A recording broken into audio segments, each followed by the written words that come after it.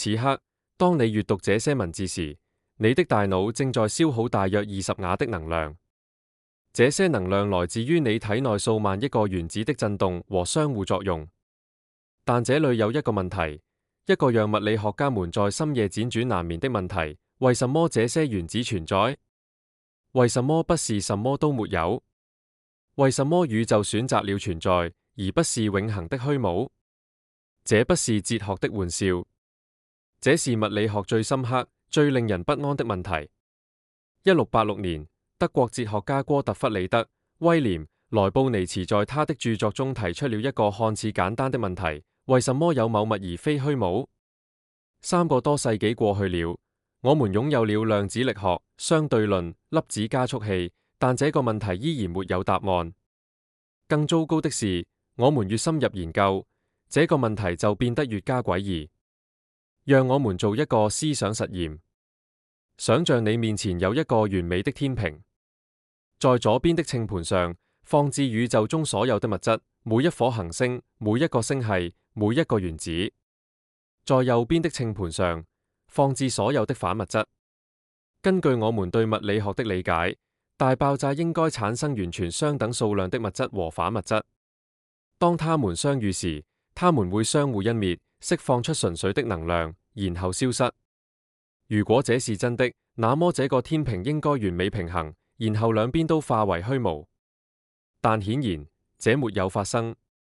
你存在，我存在，行星存在，這意味着天平是傾斜的。1967年，蘇聯物理學家安德烈·薩哈羅夫在莫斯科列別捷夫物理研究所提出了一個革命性的想法。他認為，在宇宙誕生後的第一秒內，存在某種微小的不對稱性，會產生10億個反粒子，就會產生10億零一個正粒子。這個微小的差異，僅僅是10億分之一，決定了我們的存在。當物質和反物質相互湮滅後，剩下的那一點點物質，就是今天構成整個可觀測宇宙的一切。但這只是將問題推後了一步。為什麼會有這種不對稱性？為什麼不是完美的對稱，導致完全的虛無？現在讓我們深入到更小的尺度。在量子力學的世界裏，我們發現了一個更加令人困惑的現象。所謂的真空，我們認為的空無一物的空間，實際上並不是空的，它充滿了能量。在歐洲核子研究組織的實驗室裏，物理學家們觀察到，即使在完全真空的環境中，粒子也會憑空出現，然後瞬間消失。這些被稱為虛粒子的存在，只持續極短的時間，短到普朗克時間的尺度，大約是10⁻44次方秒。這意味着什麼？這意味着虛無本身是不穩定的。真空不是靜止的空白，而是一個沸騰的量子泡沫，充滿了不斷湧現和消失的能量波動。1948年，荷蘭物理學家亨德里克·卡西米爾預測，如果你將兩塊金屬板放置在真空中，彼此非常接近，它們之間的量子波動會產生一個可測量的力，將它們推向彼此。這個預測在1997年被史蒂夫·拉莫羅在華盛頓大學的實驗中精確證實。虛無具有物理效應，虛無可以推動物體，但如果虛無不是真正的虛無，那麼什麼是虛無？如果連空間本身都充滿了能量，那麼在空間之前是什麼？在時間之前是什麼？讓我們回到宇宙的起點。根據大爆炸理論，宇宙誕生於大約138億年前。但這個理論並沒有告訴我們大爆炸之前發生了什麼。事實上，問這個問題可能根本沒有意義，因為時間本身是在大爆炸中誕生的。在時間存在之前，沒有之前。這就像問北極的北邊是什麼。但物理學家們不會輕易放棄。2001年，劍橋大學的斯蒂芬·霍金和美國物理學家詹姆斯·哈特爾提出了無邊界假設。他們認為宇宙沒有起點，就像地球表面沒有邊緣一樣。在這個模型中，時間在接近大爆炸時變得像空間一樣。問宇宙之前是什麼，就像問地球表面的南邊是什麼一樣沒有意義。但這仍然沒有回答最根本的問題：為什麼有這個宇宙，而不是什麼都沒有？一些物理學家轉向了一個更加激進的想法：多重宇宙。根據這個理論，我們的宇宙只是無數個宇宙中的一個。在某些版本中，每一個量子事件都會導致宇宙分裂成多個版本。在其他版本中，存在着無限多個宇宙，每個宇宙都有不同的物理定律。在這個無限的集合中，必然存在一些宇宙，其中的條件恰好允許物質存在，允許行星形成，允許生命出現。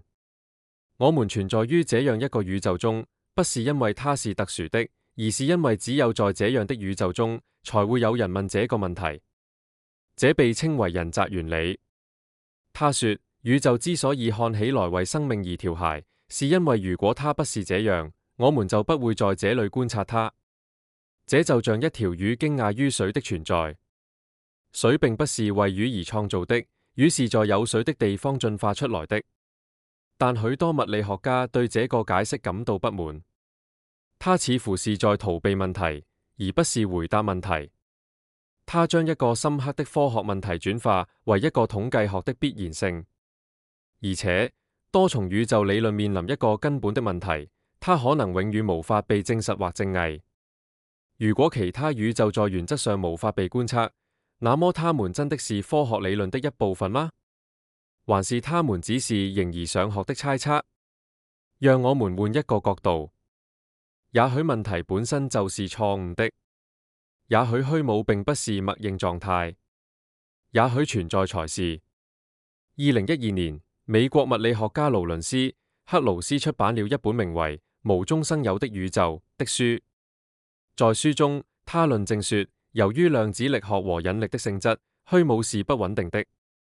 宇宙不需要原因就可以從虛無中出現。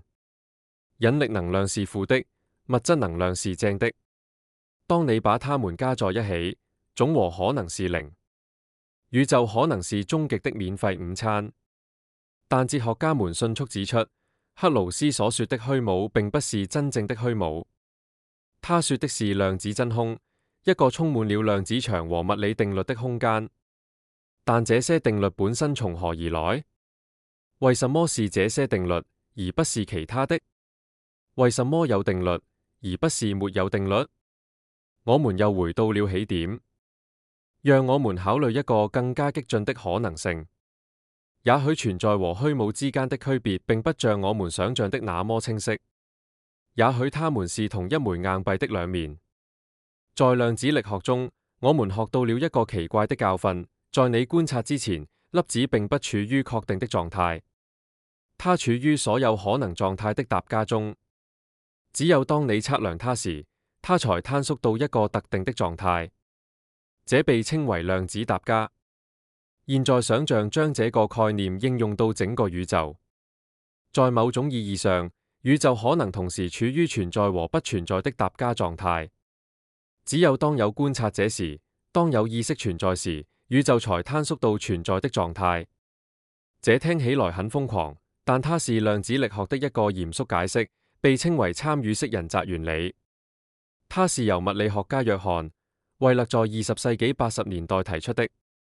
惠勒說，我們生活在一個參與式宇宙中，觀察者不僅僅是被動地記錄現實，他們通過觀察行為參與創造現實。在這個觀點中，宇宙和觀察者是不可分割的。沒有觀察者，就沒有宇宙；沒有宇宙，就沒有觀察者。他們相互創造。但這又引出了另一個問題：第一個觀察者從何而來？如果觀察者創造宇宙，而宇宙創造觀察者，那麼誰先出現？這是一個因果循環，一個時間迴圈。也許答案在於時間本身的性質。在廣義相對論中，時間不是絕對的，它可以彎曲、伸展，甚至形成閉合的迴圈。在某些極端條件下，比如在黑洞附近或在宇宙的早期，時間可能會以我們無法想象的方式扭曲。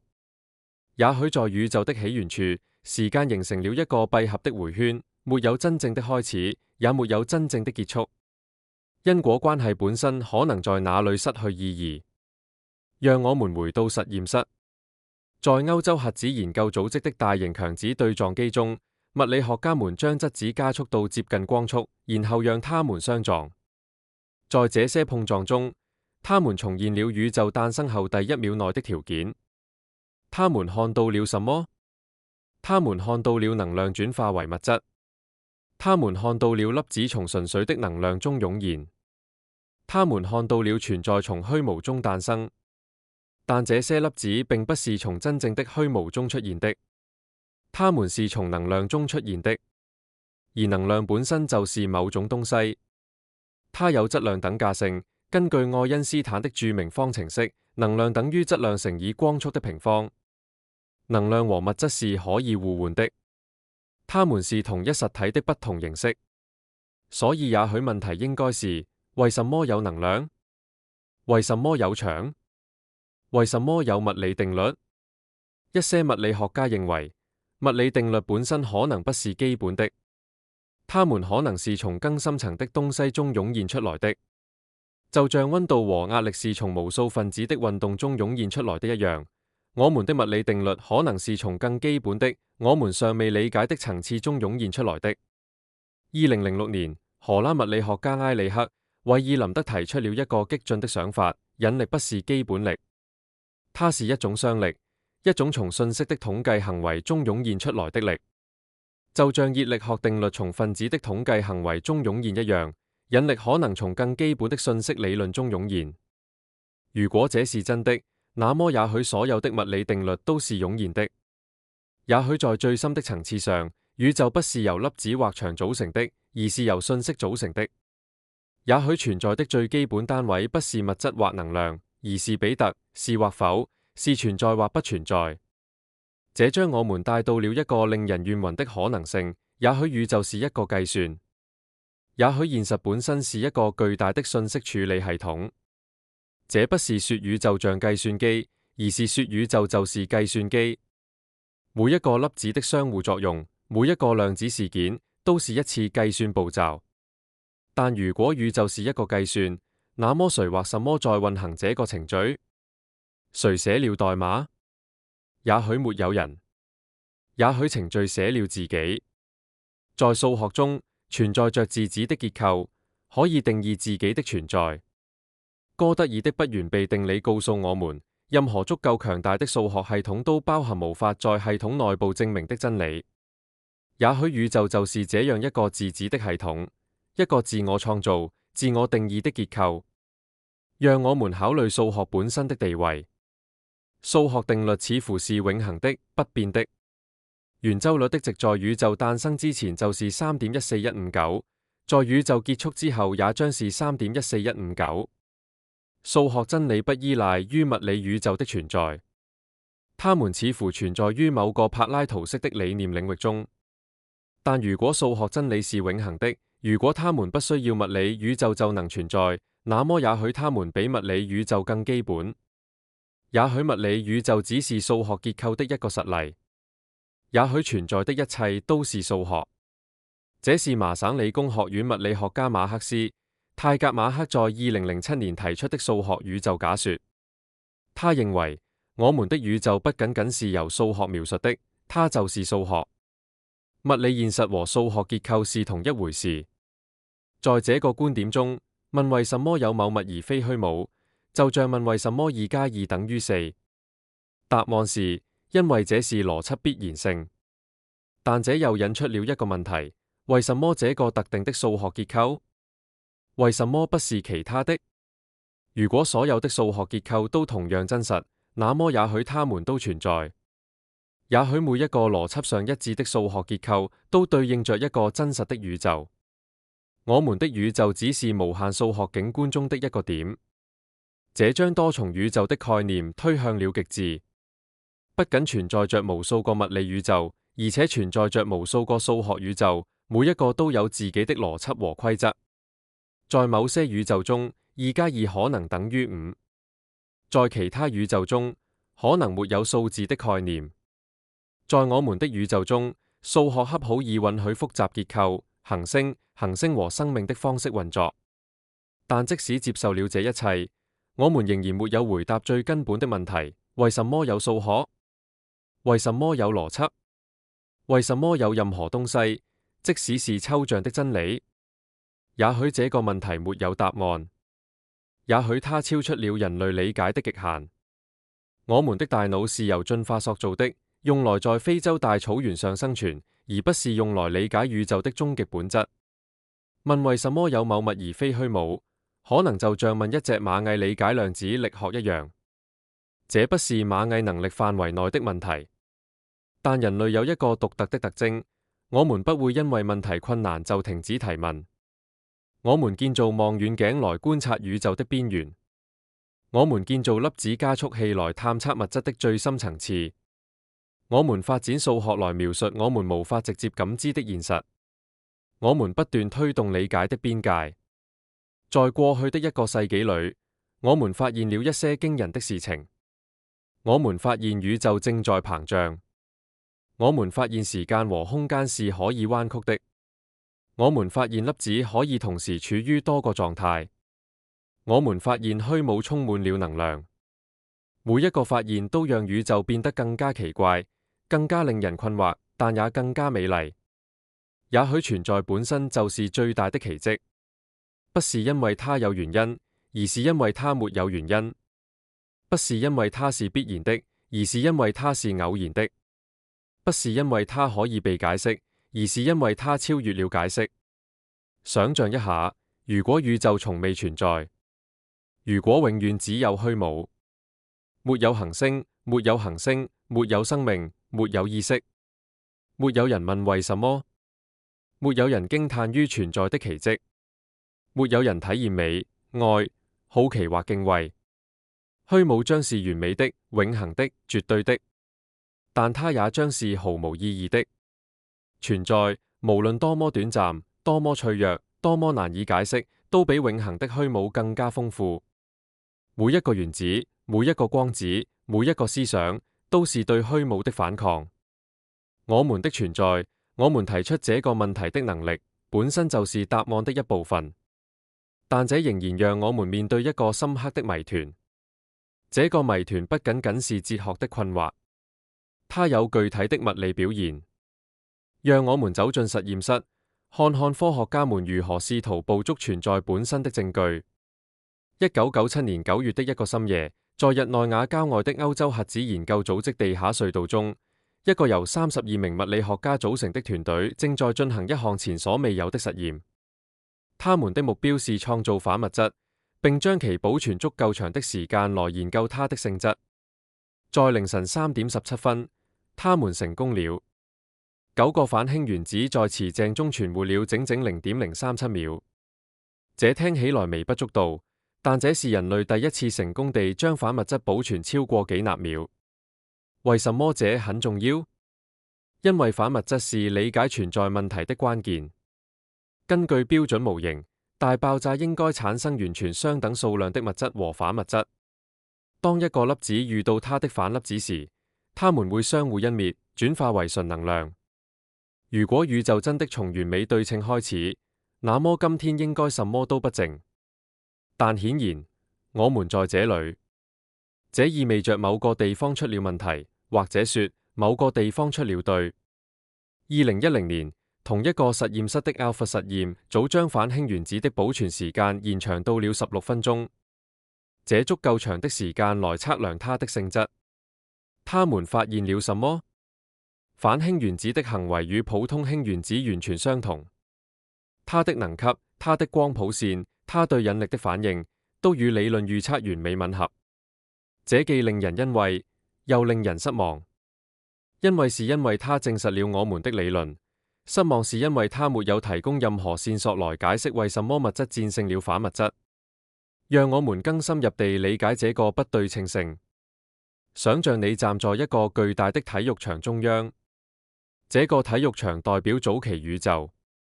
現在想象體育場裏擠滿了人，每個人代表一個粒子。一半的人穿紅色衣服，代表物質，另一半穿藍色衣服，代表反物質。當音樂停止時，每個紅衣人必須找到一個藍衣人配對，然後兩人一起消失。如果數量完全相等，最後體育場應該是空的。但實際情況是，每10億對配對消失後，會剩下一個紅衣人，就是這一個人，這10億分之一的剩餘，構成了今天整個可觀測宇宙的所有物質。但這個比喻還不夠精確，因為在真實的宇宙中，這個過程發生在大爆炸後的第1秒內，當溫度高達1萬億度，密度難以想象的時候。在那種極端條件下，粒子和反粒子不斷地從純能量中產生，又不斷地湮滅回能量。這是一場瘋狂的舞蹈，一場創造與毀滅的永恆循環。直到宇宙冷卻到足夠低的溫度，這場舞蹈才停止。當音樂停止時，剩下的就是我們。2012年，歐洲核子研究組織宣布發現了希格斯玻色子。這個粒子被稱為上帝粒子，因為它賦予其他粒子質量。但這個昵稱其實是誤導性的。希格斯玻色子不創造質量，它只是解釋了質量從何而來。想象宇宙充滿了一種看不見的牆，就像一個巨大的糖漿海洋。當粒子通過這個牆時，它們會受到阻力，這種阻力就表現為質量。希格斯玻色子是這個牆的漣漪，是它存在的證據。但這又引出了一個問題：為什麼有希格斯牆？為什麼它的強度恰好是這個值？如果希格斯牆稍微強一點或弱一點，原子就無法形成，行星就無法點燃，生命就無法出現。這個精確調諧的問題讓物理學家們感到不安。宇宙的基本常數似乎被調整到了一個極其狹窄的範圍內，恰好允許複雜結構的存在。這是巧合嗎？還是設計？還是別的什麼？讓我們從實驗室轉向天文觀測。1998年，兩個獨立的研究團隊通過觀測遙遠的超新星，發現了一個驚人的事實：宇宙不僅在膨脹，而且膨脹速度正在加快。這完全違背了直覺。引力應該減慢膨脹，而不是加速它。為了解釋這個現象，物理學家們引入了一個新的概念：暗能量。暗能量是什麼？老實說，我們不知道。我們只知道它存在，因為我們可以看到它的效應。它佔據了宇宙總能量的68%。它是一種充滿整個空間的能量，一種推動宇宙加速膨脹的力量。但它的本質仍然是個謎。更奇怪的是，當物理學家們試圖計算量子真空應該有多少能量時，他們得到了一個荒謬的答案。根據量子場論，真空能量應該是我們觀測到的暗能量的10的120次方倍。這是物理學史上最大的理論與觀測之間的差異。如果真空能量真的有那麼大，宇宙會在誕生的瞬間就被撕裂。但它沒有。為什麼？沒有人知道。這被稱為宇宙學常數問題，它是現代物理學最深刻的謎團之一。它告訴我們對真空、對虛無、對存在的最基本層次的理解，存在着根本性的缺陷。現在讓我們考慮一個更加具體的實驗。1982年，法國物理學家阿蘭·阿斯佩在巴黎奧賽大學進行了一個革命性的實驗。他測試了量子糾纏的性質，這是愛因斯坦稱之為鬼魅般的超距作用的現象。實驗的設置很簡單，創造一對糾纏的光子，然後將它們發送到相距12米的兩個探測器。當你測量其中一個光子的偏振時，另一個光子會立即呈現出相關的偏振，無論它們相距多遠。這個實驗證實了量子力學的一個最奇怪的預測：在測量之前，這兩個光子並不具有確定的偏振，它們處於所有可能偏振的疊加狀態。只有當你測量其中一個時，兩個光子才同時坍縮到確定的狀態。這意味着什麼？這意味着在某種意義上，這兩個光子並不是兩個獨立的實體，它們是一個單一的量子系統，即使它們在空間上是分離的。這對存在的本質意味着什麼？它意味着分離是一種幻覺。在量子層面上，宇宙不是由獨立的、可分離的部分組成的，它是一個不可分割的整體。當你觀察宇宙的一部分時，你實際上在影響整個宇宙。觀察者和被觀察者不是分離的，它們是同一個現實的不同方面。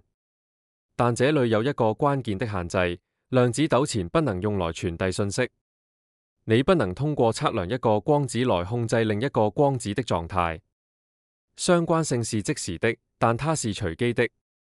這保護了因果關係，防止了時間旅行的悖論。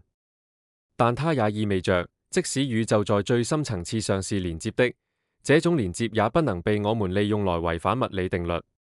讓我們回到存在的問題。所有這些實驗告訴我們什麼？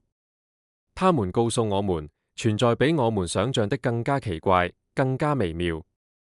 物質和反物質幾乎完美對稱，但不完全對稱。真空充滿了能量，但不是理論預測的那麼多。粒子在被觀察之前不具有確定的性質，但一旦被觀察，它們就坍縮到特定的狀態。宇宙在最深層次上是連接的，但這種連接不能被用來傳遞信息。每一個答案都帶來更多的問題，每一個實驗都揭示了新的謎團。我們越深入研究，存在的本質就變得越加難以捉摸。但這裏有一個更深層的問題：這些實驗真的在測量存在本身嗎？還是它們只是在測量我們的測量儀器與現實的相互作用？量子力學告訴我們，觀察行為會改變被觀察的系統。那麼，在沒有觀察者的情況下，粒子真的存在嗎？這不是一個抽象的哲學問題，它有具體的物理含義。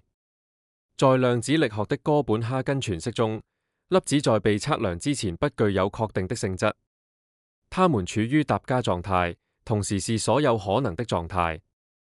只有測量行為才使它們坍縮到一個特定的狀態。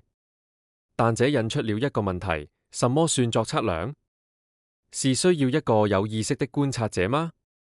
還是任何物理相互作用都算？1957年，普林斯頓大學的休埃弗雷特提出了一個激進的替代方案——多世界詮釋。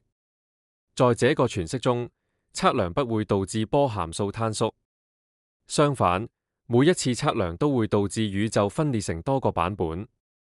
在一個版本中，你測量到光子是垂直偏振的；在另一個版本中，你測量到它是水平偏振的。兩個版本都同樣真實，但它們彼此無法通訊。如果這是真的，那麼存在的問題就變得更加複雜。不僅我們需要解釋為什麼有一個宇宙，我們還需要解釋為什麼有無限多個宇宙。每一個量子事件都會創造新的分支、新的現實。在某些分支中，你正在讀這段文字；在其他分支中，你從未出生。在某些分支中，地球存在；在其他分支中，太陽系從未形成。但多世界詮釋面臨一個嚴重的問題，它是不可證偽的。如果其他世界在原則上無法被觀測，那麼這個理論真的是科學嗎？還是它只是一個數學上方便的虛構？讓我們考慮另一個實驗證據：宇宙微波背景輻射。1964年，兩位貝爾實驗室的工程師阿諾、彭齊亞斯和羅伯特·威爾遜在調試一個敏感的無線電天線時，發現了一個持續的噪音。無論他們把天線指向哪裏，無論什麼時候測量，這個噪音都在那裏。起初他們以為是鴿子糞便造成的干擾，但在清理了天線並排除了所有可能的地面來源後，噪音仍然存在。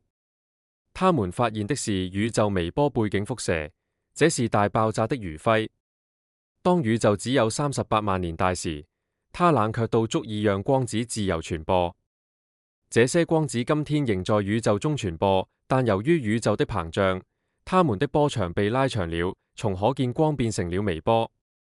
這個輻射的溫度是2.725開爾文，幾乎完美地均勻分佈在整個天空，但不是完全均勻。2001年，威爾金森微波各向異性探測器衛星繪製了這個輻射。的詳細地圖。他發現了微小的溫度波動，大約是10,000,000,000,000,000,000度。這些波動是早期宇宙中密度的微小差異，正是這些差異最終成長為今天的星系和星系團。這個發現告訴我們什麼？它告訴我們，宇宙不是從完美的均勻性開始的，即使在最早期，也存在着微小的不規則性。但這些不規則性從何而來？根據暴漲理論，它們來自量子漲落。在宇宙誕生後的第一個10^-35次方秒內，空間經歷了一次指數級的膨脹。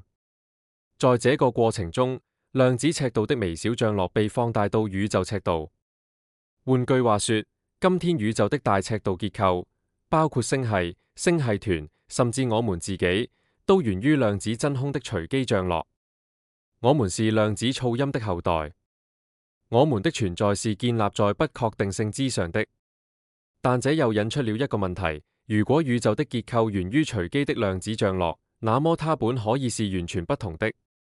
在另一個宇宙中，或者在我們宇宙的另一個區域，量子漲落可能以不同的方式展開，創造出完全不同的結構。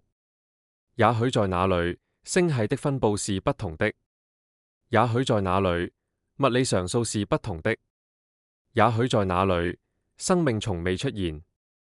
這將我們帶回到人擇原理。我們觀察到的宇宙之所以適合生命，不是因為它是唯一可能的宇宙，而是因為只有在適合生命的宇宙中，才會有生命來觀察它。這就像中彩票一樣，中獎的幾率可能是1,000,000,000,000,1，但總有人會中獎。而中獎的人會驚訝於自己的好運，但這並不意味着彩票是為他們設計的。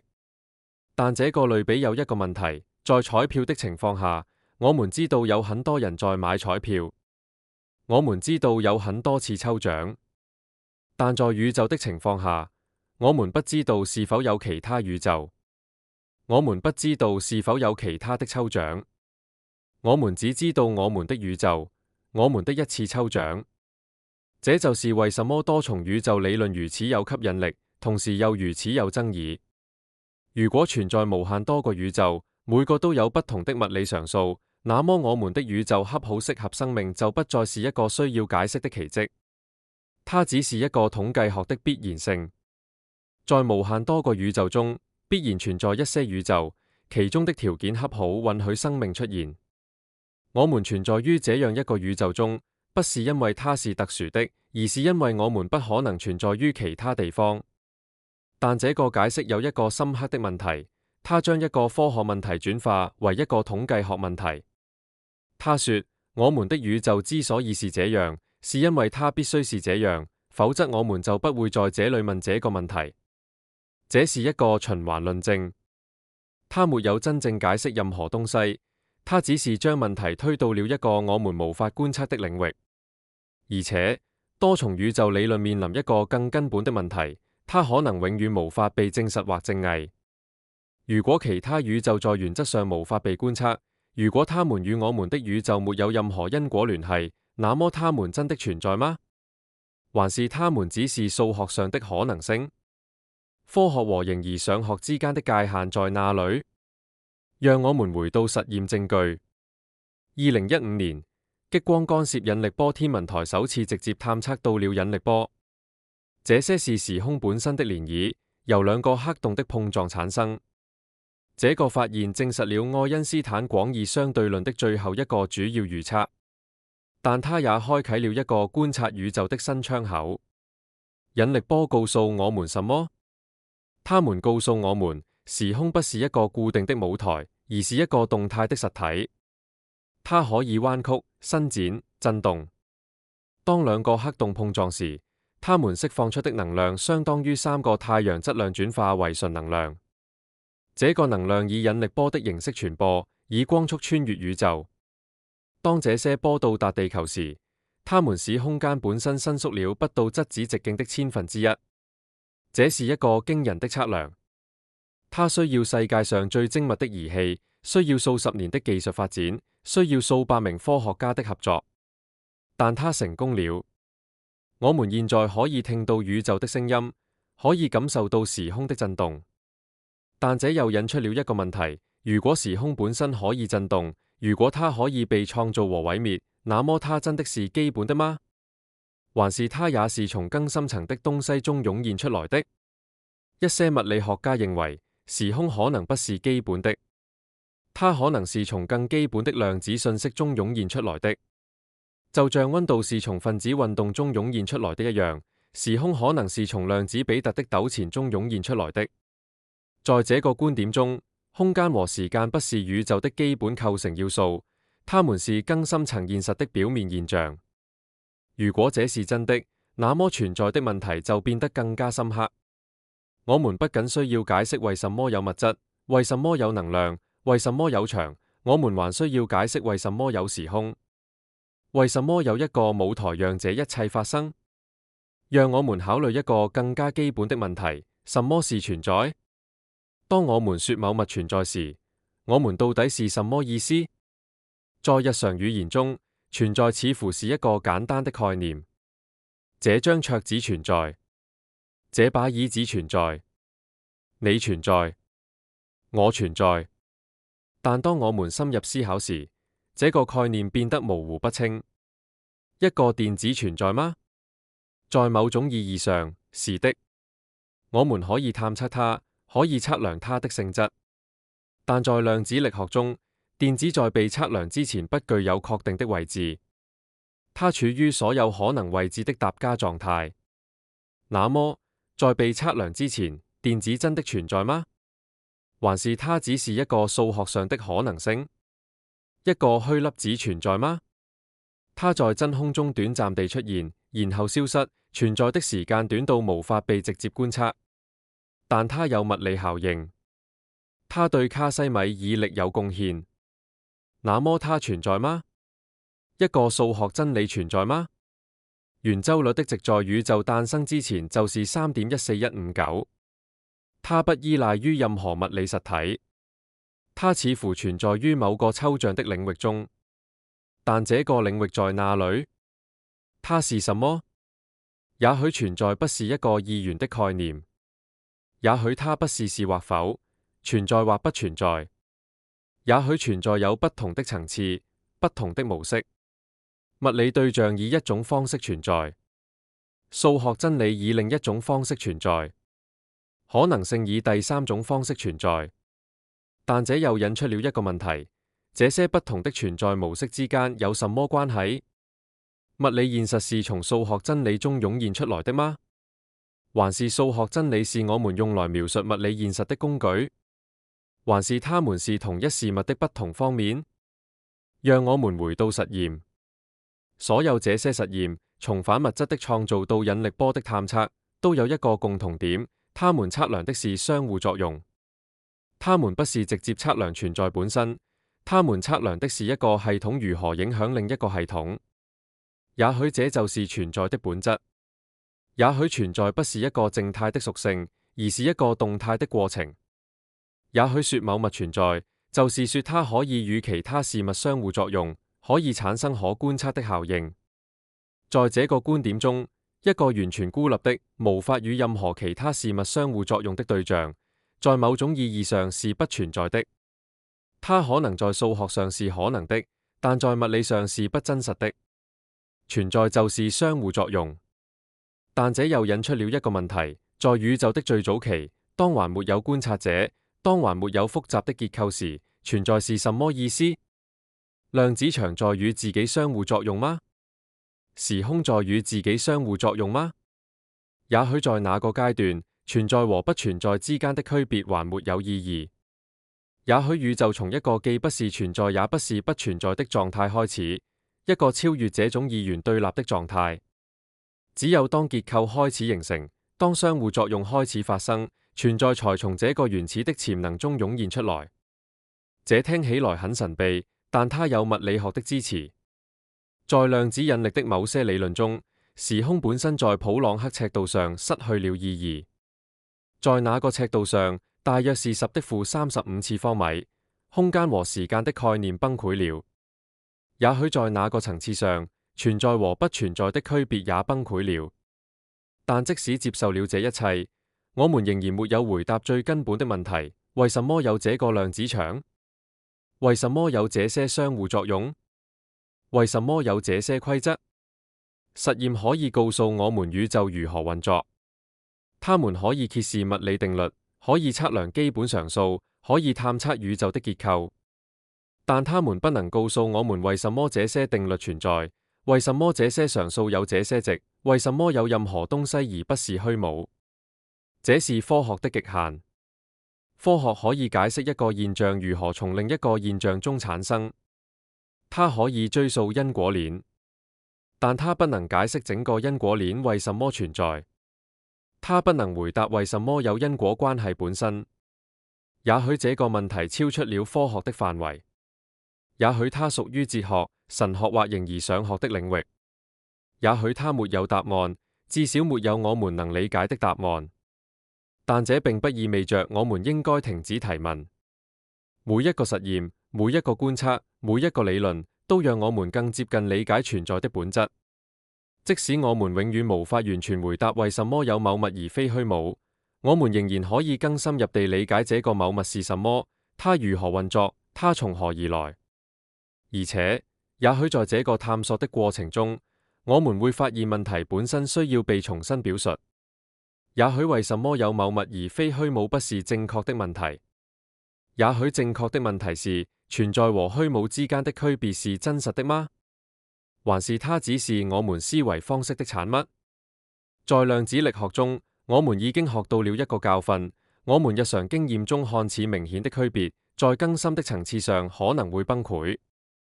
粒子和波的區別崩潰了，位置和動量的同時確定性崩潰了，過去和未來的絕對區別崩潰了。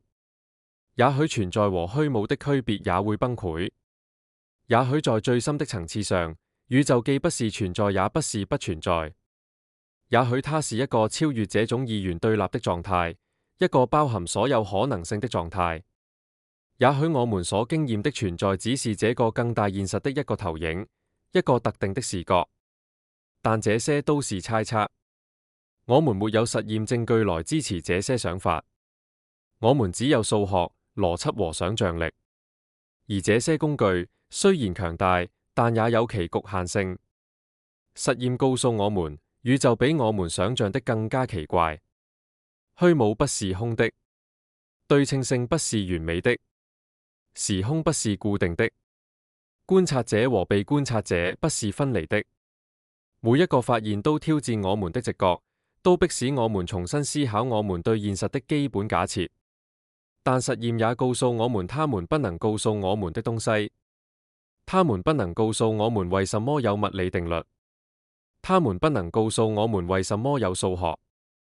他們不能告訴我們為什麼有邏輯。他們不能告訴我們為什麼有任何東西。這是一個深刻的局限。它提醒我們，無論我們的科學多麼先進，無論我們的技術多麼精密，總有一些問題超出了經驗調查的範圍，總有一些謎團無法通過實驗來解決。但這並不意味着這些問題不重要，恰恰相反，它們可能是最重要的問題，因為它們觸及了存在的核心，觸及了我們是誰，我們從何而來，我們為何在這裏的根本問題。而且，即使我們永遠無法完全回答這些問題，探索它們的過程本身就是有價值的。它擴展了我們的理解，深化了我們的好奇心，提醒我們宇宙的深刻神秘性。在下一個階段，我們將探索這些實驗證據如何與更廣泛的理論框架相互作用，以及它們如何塑造我們對存在本質的理解。當我們試圖用實驗捕捉存在的證據時，我們遇到了一個更深層的困境。每一次測量都改變了被測量的對象，每一次觀察都干擾了被觀察的系統。這不是技術問題，不是儀器不夠精密的問題，這是現實本身的基本特徵。讓我們回到2010年的一個關鍵實驗，在維也納大學的地下實驗室裏，安東·塞林格的團隊進行了一項前所未有的測試。他們創造了一個由2000個原子組成的分子，然後讓它通過相縫。這個分子的質量是電子的1000萬倍。它不是一個抽象的量子對象，它是一個真實的，幾乎可以用肉眼看到的物體。結果是什麼？干涉條紋。這個由2000個原子組成的分子，同時通過了2條縫隙，它與自己發生了干涉。這意味着在某種意義上，這個分子同時存在於2個地方。它處於位置的疊加狀態，直到被測量的那一刻。但這裏有一個關鍵的轉折。當研究人員在縫隙處放置探測器，試圖確定分子通過了哪條縫時，干涉條紋消失了。分子的行為突然從波變成了粒子。它不再同時通過2條縫，它只通過1條縫。測量行為本身改變了現實。這不是觀察者的意識造成的神秘效應，這是物理相互作用的必然結果。當探測器與分子相互作用以確定它的位置時，它必然會干擾分子的量子態。這種干擾破壞了疊加，導致波函數坍縮。但這引出了一個深刻的問題：如果測量改變現實，那麼在沒有測量的情況下，現實是什麼樣的？在沒有觀察者的宇宙中，粒子真的存在嗎？還是它們只是潛在的可能性，等待被實現？2016年，澳大利亞國立大學的研究人員進行了一個更加激進的實驗。他們重新創造了約翰·惠勒在1978年提出的延遲選擇實驗。在這個實驗中，研究人員可以在光子已經通過干涉儀之後，才決定是否測量它走了哪條路徑。邏輯上，這應該是不可能的。光子要麼作為波通過2條路徑，要麼作為粒子通過1條路徑。這個選擇應該在光子進入干涉儀時就已經確定了。但實驗結果顯示，研究人員在光子通過之後做出的選擇，似乎回溯性地決定了光子之前的行為。如果他們選擇測量路徑，光子表現得像粒子，只走了1條路；如果他們選擇不測量，光子表現得像波，同時走了2條路。未來的選擇似乎影響了過去的事件。這聽起來像是時間旅行，像是因果關係的違反，但它不是。沒有信息從未來傳遞到過去，沒有悖論，只有一個深刻的教訓：在量子世界中，過去不是固定的，它取決於我們現在如何觀察它。這對存在意味着什麼？它意味着現實不是一個預先存在的、獨立於觀察的客觀事實。現實是在觀察的過程中被創造的。過去、現在和未來不是分離的時間段。它們是一個相互關聯的整體，一個量子網絡，其中每一個節點都影響着其他所有節點。但這裏有一個更深的悖論：如果觀察創造現實，那麼第一個觀察者從何而來？如果宇宙在被觀察之前不存在，那麼誰觀察了宇宙的誕生？一些物理學家認為，這個問題的答案在於宇宙本身就是觀察者。宇宙通過自我相互作用來觀察自己。每一個粒子的碰撞，每一個場的波動，都是一次觀察行為。宇宙不需要外部的觀察者，它通過內部的相互作用來實現自己。但這又引出了另一個問題：如果宇宙通過自我觀察來創造自己，那麼在第一次自我觀察之前是什麼？是虛無嗎？還是某種潛在的、未實現的狀態？讓我們從另一個角度來看這個問題。2019年，格拉斯哥大學的研究人員成功地拍攝了量子糾纏的第一張照片。他們使用了一個極其敏感的相機，能夠探測單個光子。當2個糾纏的光子被分離並通過不同的路徑時，相機捕捉到了它們之間的相關性。這張照片顯示了什麼？它顯示了2個光子的行為是完美協調的，即使它們之間沒有任何物理連接。當一個光子被測量為某個狀態時，另一個光子立即呈現出相關的狀態。這種相關性不是通過任何信號傳遞的，它是即時的，超越了光速的限制。愛因斯坦稱這為鬼魅般的超距作用，他認為這證明了量子力學是不完備的。他相信必然存在某種隱藏變量，某種我們尚未發現的更深層的現實，來解釋這種相關性。但1964年，愛爾蘭物理學家約翰貝爾提出了一個數學定理，證明了任何基於局域隱藏變量的理論都無法重現量子力學的預測。如果愛因斯坦是對的，如果存在隱藏變量，那麼某些測量結果之間的相關性必須滿足特定的不等式，被稱為貝爾不等式。但實驗一次又一次地違反了貝爾不等式。量子糾纏是真實的，宇宙在最深層次上是非局域的，分離是一種幻覺。這對存在的本質意味着什麼？它意味着宇宙不是由獨立的、可分離的部分組成的，它是一個不可分割的整體。當你觀察宇宙的一部分時，你實際上在影響整個宇宙。沒有真正的邊界，沒有真正的分離，一切都與一切相連。但這種連接的本質是什麼？它不是通過空間傳播的信號，它不是通過時間延遲的因果關係，它是某種更基本的東西，某種超越空間和時間的東西。一些物理學家認為，這種連接是通過信息來實現的。在量子信息理論中，糾纏被視為一種資源，一種可以被用來執行經典物理無法完成的任務的資源。量子計算機利用糾纏來並行處理信息，量子密碼學利用糾纏來創建無法被竊聽的通訊。但如果信息是基本的，如果它比物質和能量更基本，那麼宇宙的本質是什麼？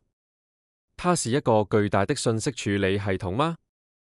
它是一個計算嗎？2017年，麻省理工學院的研究人員計算了宇宙自大爆炸以來執行的計算操作總數，他們得出的數字是10的120次方。這是一個難以想象的數字。如果你把宇宙中的每一個粒子都變成一台計算機，讓它們從宇宙誕生開始就以最快的速度運行，它們執行的操作總數也遠遠少於這個數字。這意味着什麼？這意味着宇宙本身就是計算機，每一個粒子的相互作用，每一個量子事件都是一次計算步驟。宇宙不是在計算某個特定的問題，它在計算自己的演化，它在計算現實本身。但這又引出了一個問題：如果宇宙是一個計算，那麼它在計算什麼？它有目標嗎？它有程序嗎？還是它只是在盲目地執行物理定律？讓我們考慮一個更加具體的例子。2020年，中國科學技術大學的研究人員實現了量子優越性。他們建造了一台量子計算機，能夠在200秒內完成一個任務，而這個任務需要世界上最快的經典超級計算機運行2萬年才能完成。這個任務本身沒有實際應用，它只是一個數學問題，專門設計來展示量子計算機的優勢。但它證明了一個重要的原理：量子系統可以執行經典系統無法執行的計算。為什麼？因為量子系統可以同時處於多個狀態的疊加中。一個量子比特不是0或1，它是0和1的疊加。當你有多個量子比特時，它們可以處於所有可能組合的疊加中。一個擁有300個量子比特的系統可以同時表示比宇宙中原子總數還多的狀態。這是一種全新的計算範式。它不是順序處理信息，它是並行處理所有可能性。它不是在搜索解決方案，它是在探索整個解空間。但這裡有一個深刻的問題：當量子計算機完成計算時，它坍縮到一個特定的答案。所有其他的可能性都消失了，他們去了哪裡？他們真的存在過嗎？還是他們只是數學上的抽象？根據多世界詮釋，所有的可能性都實現了，但在不同的宇宙分支中。當量子計算機坍縮到一個答案時，宇宙分裂成多個版本，在每個版本中，計算機得到了不同的答案。我們只能看到我們所在分支中的答案，但其他答案在其他分支中同樣真實。如果這是真的，那麼每一次量子測量都會創造新的宇宙。每一次粒子的相互作用都會導致宇宙的分裂。存在不是一個單一的現實，它是一個不斷分支的樹，一個無限增長的可能性網絡。但這個途徑面臨一個嚴重的問題，它是不可證偽的。如果其他分支在原則上無法被觀測，那麼它們真的存在嗎？還是它們只是數學上方便的虛構？讓我們回到測量問題的核心。在量子力學中，系統的演化由薛定諤方程描述。這個方程是確定性的、可逆的，給定系統在某一時刻的狀態，你可以精確地計算它在任何其他時刻的狀態。沒有隨機性，沒有不確定性。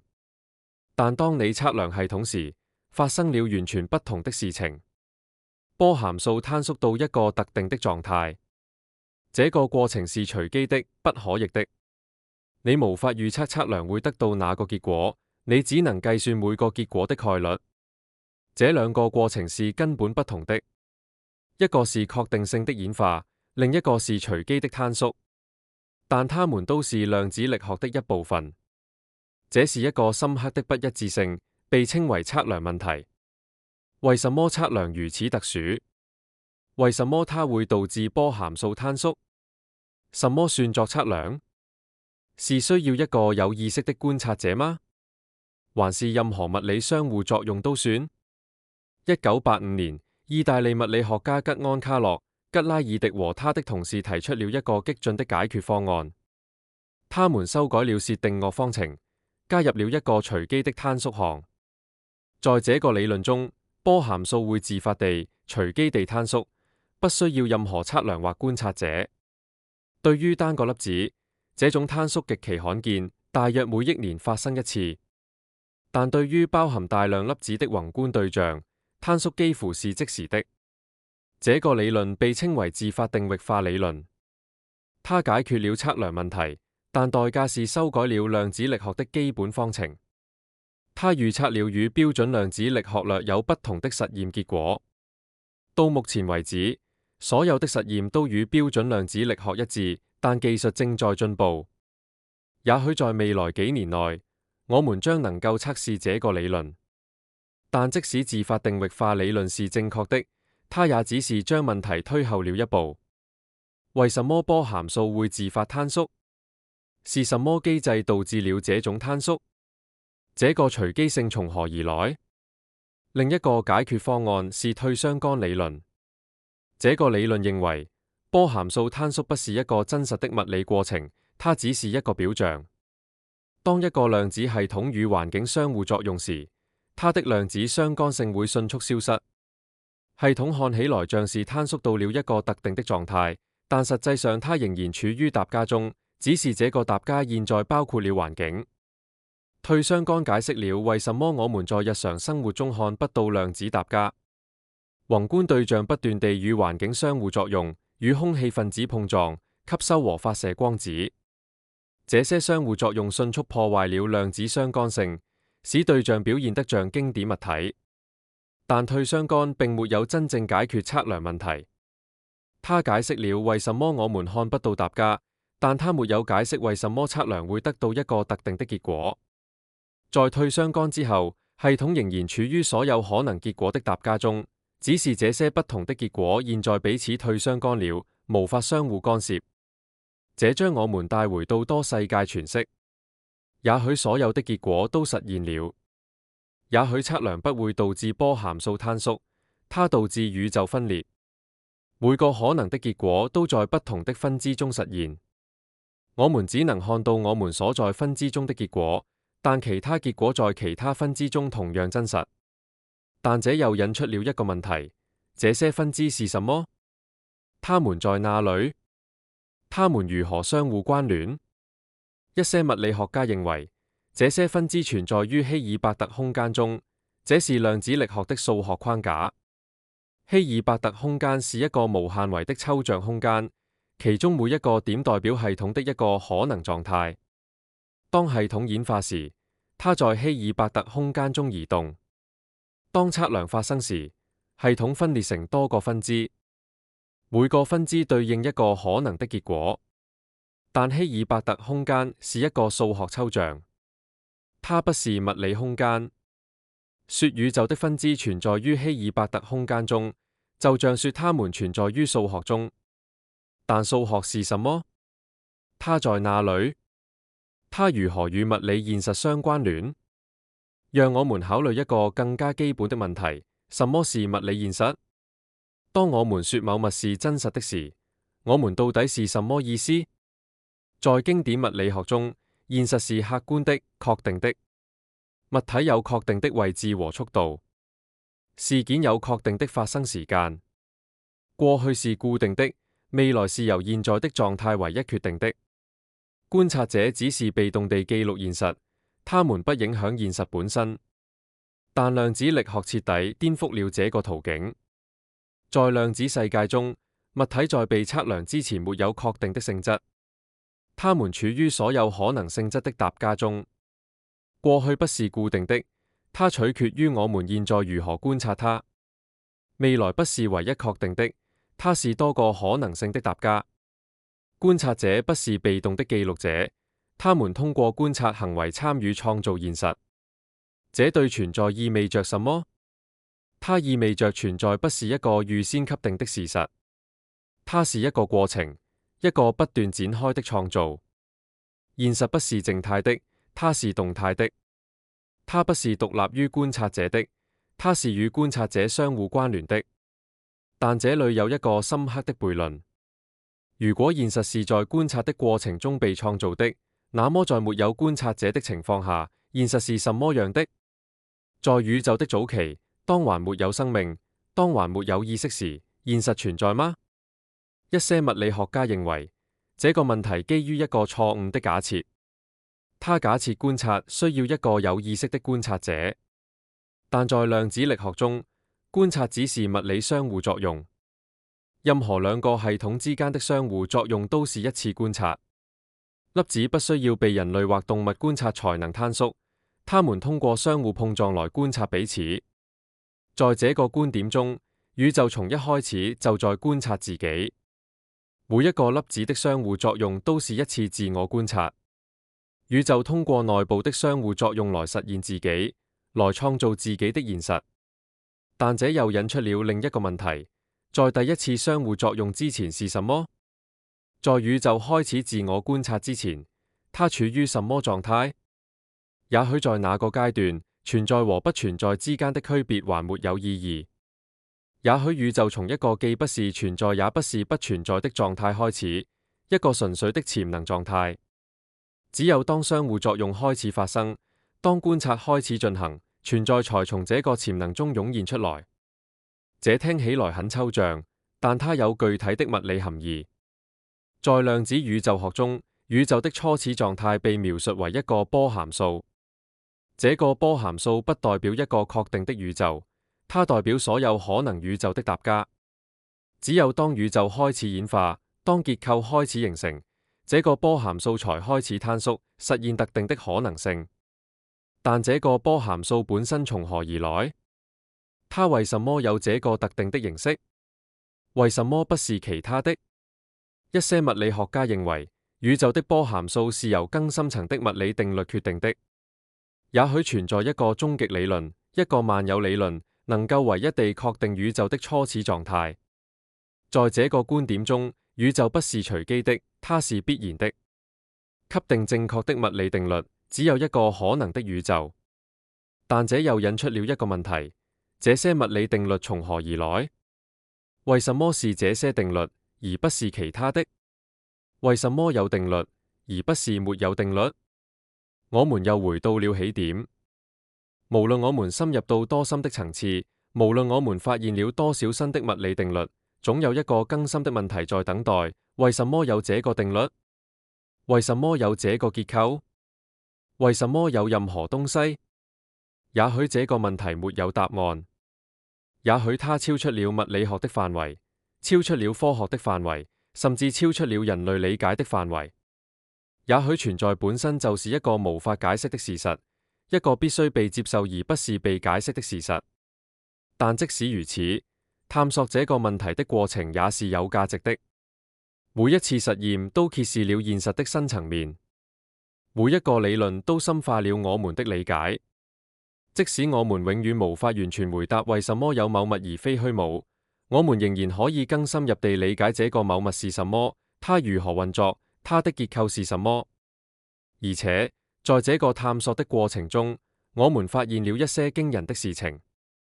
我們發現虛無不是空的，我們發現測量改變現實，我們發現宇宙在最深層次上是連接的，我們發現存在不是一個靜態的事實，而是一個動態的過程。這些發現不僅改變了我們對宇宙的理解，它們也改變了我們對自己的理解。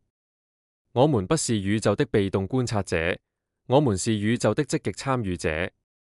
我們的觀察行為參與創造現實。我們的存在不是偶然的，它是宇宙自我實現過程的一部分。但這種參與的本質是什麼？我們如何影響現實？我們的意識在這個過程中扮演什麼角色？這些問題將我們帶到了科學和哲學的邊界。他們觸及了意識的本質，觸及了主觀經驗與客觀現實之間的關係。他們問：什麼是意識？它從何而來？它如何與物理世界相互作用？在量子力學的早期，一些物理學家認為意識在波函數坍縮中起着關鍵作用。他們認為，只有當一個有意識的觀察者進行測量時，波函數才會坍縮。在沒有意識的情況下，系統會永遠保持在疊加狀態中。但這個觀點面臨嚴重的問題。它將意識置於物理學的核心，但它沒有定義什麼是意識。一隻貓算有意識嗎？一隻老鼠呢？一個細菌呢？在什麼時候，一個系統變得足夠複雜、足夠有意識，能夠導致波函數坍縮？而且，這個觀點似乎違反了物理學的基本原則。物理定律應該是普遍的，不依賴於觀察者的存在。如果意識是必須的，那麼在生命出現之前，宇宙是如何演化的？大多數現代物理學家拒絕了這個觀點。他們認為波函數坍縮不需要意識，它只需要物理相互作用。退相干理論解釋了為什麼宏觀對象表現得像經典物體，而不需要引入意識。但這並不意味着意識不重要。恰恰相反，意識可能是宇宙最深刻的謎團之一。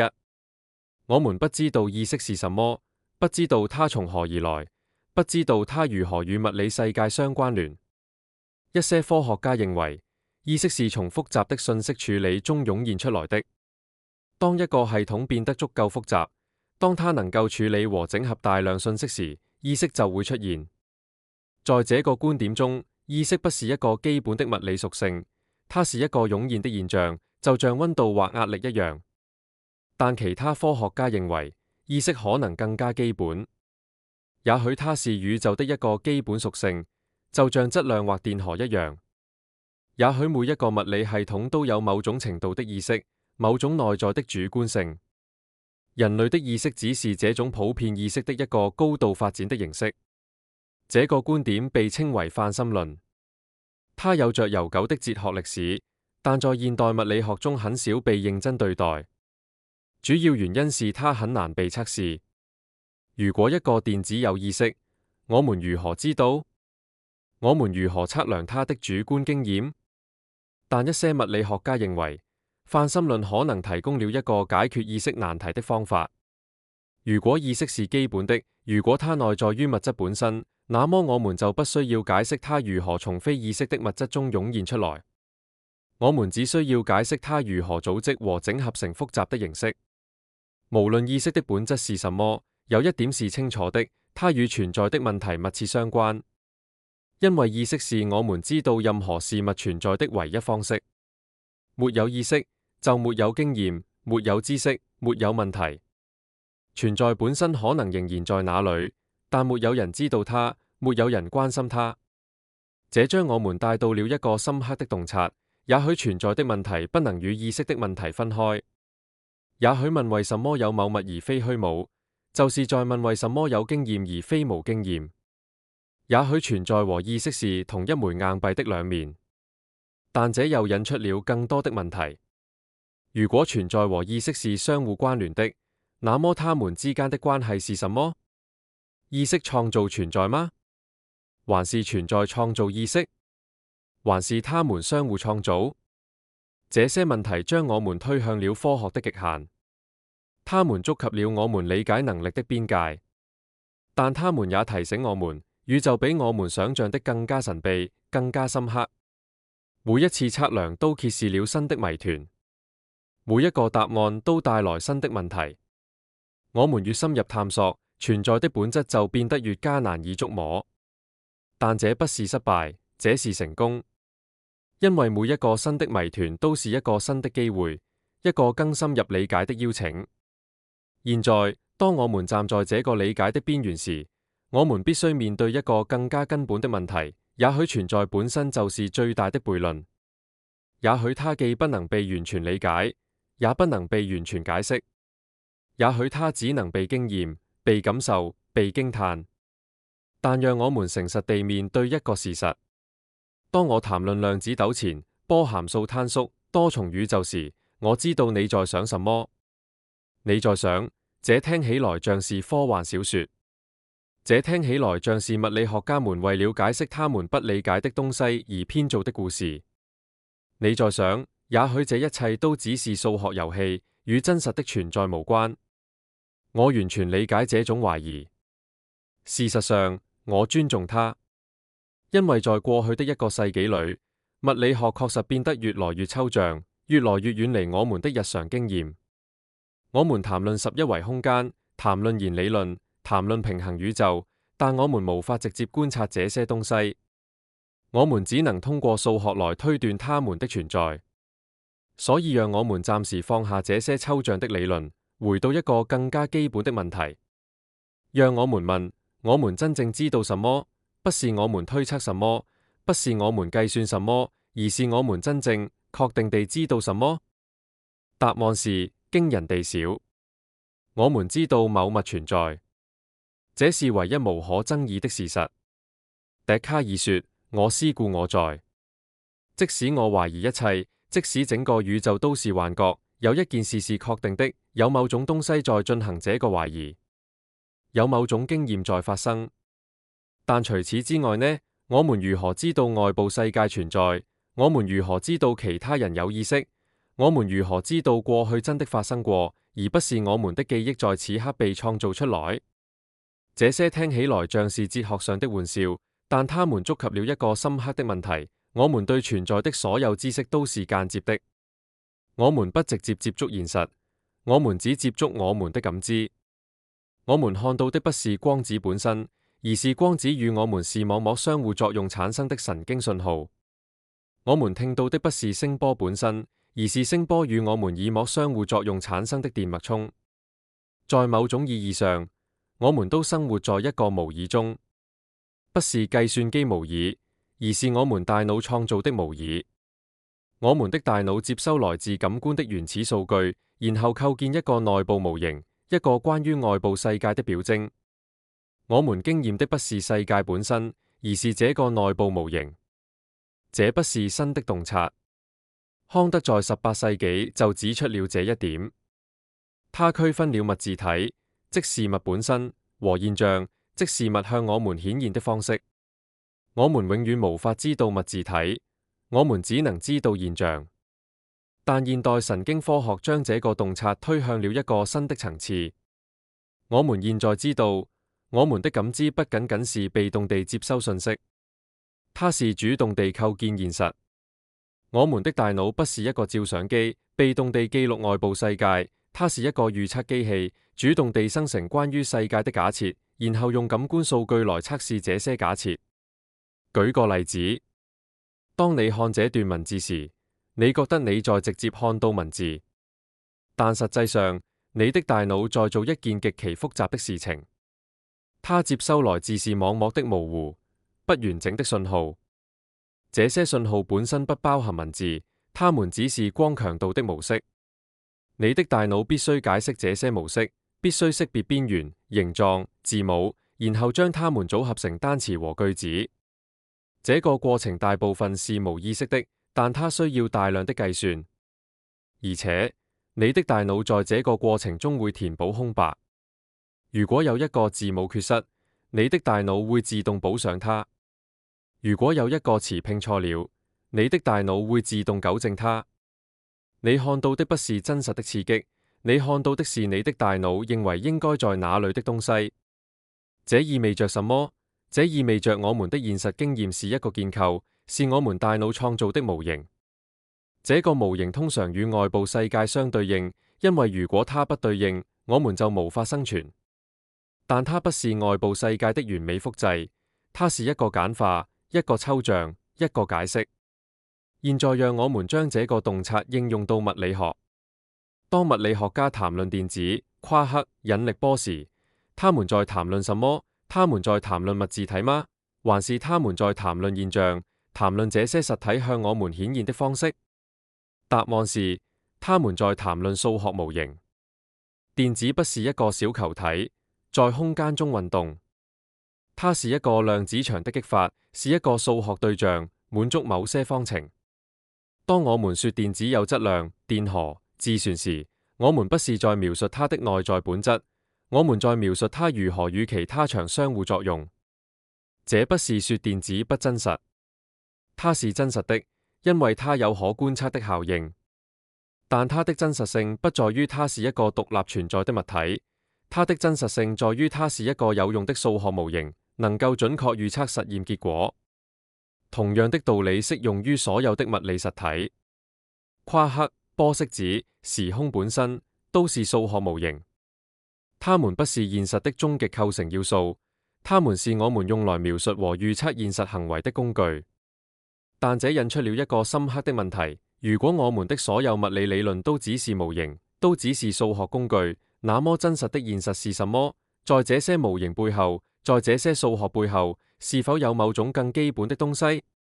一些物理學家會說，不，沒有。數學就是現實，宇宙本身就是一個數學結構。這是馬克思、泰格馬克的數學宇宙假說。在這個觀點中，問現實是什麼，就像問數字二是什麼。它不是由更基本的東西組成的，它就是它自己。但其他物理學家會說，是的，必然有某種更基本的東西。數學是抽象的，非物質的，它不能解釋為什麼有具體的物質的存在。必然有某種東西將數學實例化，將抽象變為具體。這個爭論觸及了存在問題的核心：是數學創造了物理現實，還是物理現實創造了數學，還是它們是同一事物的不同方面？讓我們從另一個角度來看這個問題。假設我們接受數學宇宙假說，假設宇宙真的就是一個數學結構，這解決了存在的問題嗎？不，它只是將問題推後了一步。因為現在我們必須問：為什麼有數學？為什麼有邏輯？為什麼2+2等於4，而不是5？你可能會說，這是一個愚蠢的問題。2+2等於4是邏輯必然性，它不需要解釋，它就是真的。但這真的是一個答案嗎？說某事是邏輯必然的，就是說它不能是其他樣子。但為什麼不能？誰或什麼強制執行這種必然性？在我們的宇宙中，物理定律似乎是必然的，給定初始條件，未來是唯一確定的。但我們可以想象一個不同的宇宙，其中物理定律是不同的。我們可以想象一個宇宙，其中引力常數是不同的，或者光速是不同的。這些宇宙在邏輯上是可能的，即使它們在物理上不真實。但我們能想象一個宇宙，其中2+2等於5嗎？大多數人會說不能。這似乎是邏輯上不可能的。但為什麼？是什麼使某些事情邏輯上可能，而其他事情邏輯上不可能？一些哲學家會說，邏輯是關於概念之間關係的。2+2等於4，因為這就是我們定義2加法和4的方式。如果我們改變定義，我們可以讓2+2等於5，但這似乎是在逃避問題，因為即使我們改變定義，仍然有某種結構、某種關係模式是不變的。你可以改變符號，可以改變語言，但你不能改變底層的數學結構。這將我們帶到了一個令人願暈的可能性，也許邏輯本身，也許數學本身不是基本的，也許它們是從更深層的東西中湧現出來的。但這個更深層的東西是什麼？它不能是物理的，因為物理學依賴於數學。它不能是邏輯的，因為邏輯就是我們試圖解釋的東西。它必須是某種超越物理和邏輯的東西。一些哲學家稱之為基礎，即存在的基礎。但這只是給問題起了一個名字，而不是回答它。也許真相是沒有基礎，也許存在是自我支撐的，是自我解釋的。也許問為什麼有某物而非虛無，就像問為什麼有為什麼。這個問題預設了一個解釋框架，但也許在最深的層次上，沒有這樣的框架。也許存在就是原始事實，是不能被進一步解釋的事實。但即使我們接受這一點，我們仍然面對一個謎團，因為存在不僅僅是某物的存在，它是這個特定某物的存在。不僅僅是有一個宇宙，而是有這個宇宙，有這些物理定律，有這些基本常數。為什麼是這個宇宙？為什麼不是其他的？人擇原理給出了一個答案，因為只有在這個宇宙中，才會有人問這個問題。如果宇宙是不同的，我們就不會在這裏。所以我們觀察到的宇宙必然是適合我們存在的宇宙。但這個答案有一個問題，它假設存在許多宇宙，或者至少存在許多可能的宇宙。只有在這種情況下，我們的宇宙恰好適合生命，才不是一個需要解釋的奇蹟。但如果只有一個宇宙呢？如果我們的宇宙是唯一存在的宇宙呢？那麼它恰好適合生命就是一個驚人的巧合，一個需要解釋的事實。這將我們帶回到多重宇宙理論。但正如我們已經看到的，多重宇宙理論面臨一個根本的問題，它可能永遠無法被證實或證偽。如果其他宇宙在原則上無法被觀測，那麼它們真的存在嗎？一些物理學家會說，是的，它們存在，因為它們是我們最好理論的必然結果。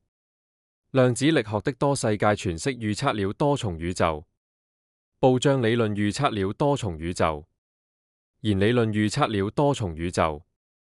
如果我們接受這些理論，我們就必須接受他們的所有預測，包括我們無法直接觀測的預測。但其他物理學家會說，不，這不是科學。科學是關於可測試的預測。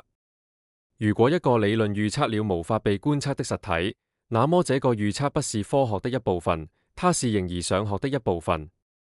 這個爭論觸及了科學本質的核心問題。科學的目標是什麼？是描述我們能觀測到的現象，還是揭示現實的終極本質？在過去，這兩個目標似乎是一致的。我們觀測現象，我們發現規律，我們構建理論來解釋這些規律。這些理論不僅預測我們已經觀測到的現象，他們還預測新的現象，然後我們可以去尋找這些現象。但在現代物理學中，這兩個目標開始分離。我們的理論變得越來越抽象，越來越遠離直接觀測。他們預測的許多實體，如其他宇宙、額外維度、弦，可能永遠無法被直接觀測。這是進步還是倒退？這是科學的自然演化，還是科學偏離了正軌？我不知道答案，但我知道一件事：無論我們的理論多麼精緻，無論我們的數學多麼優雅，他們都無法回答最根本的問題：為什麼有某物而非虛無？因為這個問題不是關於宇宙如何運作的問題，它是關於宇宙為什麼存在的問題。它不是一個科學問題。它是一個形而上學問題。科學可以告訴我們宇宙從大爆炸開始，但它不能告訴我們為什麼有大爆炸。科學可以告訴我們物理定律決定了宇宙的演化，但它不能告訴我們為什麼有這些定律。科學可以告訴我們，量子漲落創造了宇宙的結構，但它不能告訴我們為什麼有量子場。每一個科學解釋都預設了某種東西的存在，它解釋一個現象如何從另一個現象中產生，但它不能解釋為什麼有任何現象。它不能解釋為什麼有因果關係本身。這是科學的根本限制，不是因為我們的技術不夠先進，不是因為我們的理論不夠完善，而是因為科學的本質就是解釋一個事物如何從另一個事物中產生。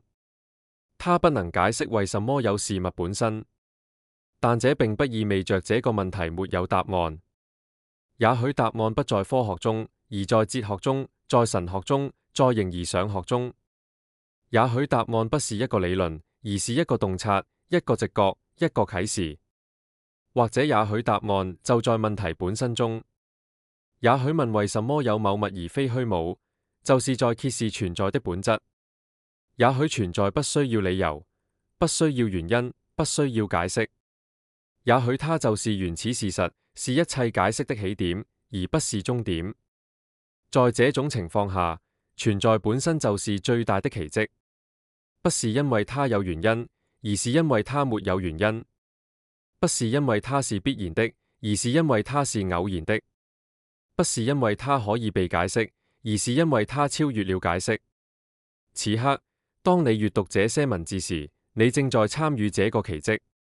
你的存在，你的意識，你提出這個問題的能力，都是這個無法解釋的存在的一部分。你不僅僅是在觀察宇宙，你是宇宙觀察自己的方式。你不僅僅是在問為什麼有某物，你是某物問自己為什麼存在的方式。這不是一個答案，但也許它是我們能得到的最接近答案的東西。也許在最深的層次上，存在和意識、問題和答案是同一個現實的不同方面。也許宇宙不是一個需要被解決的謎題，而是一個需要被經驗的奇蹟。但即使我們接受這一點，即使我們承認存在可能無法被完全解釋，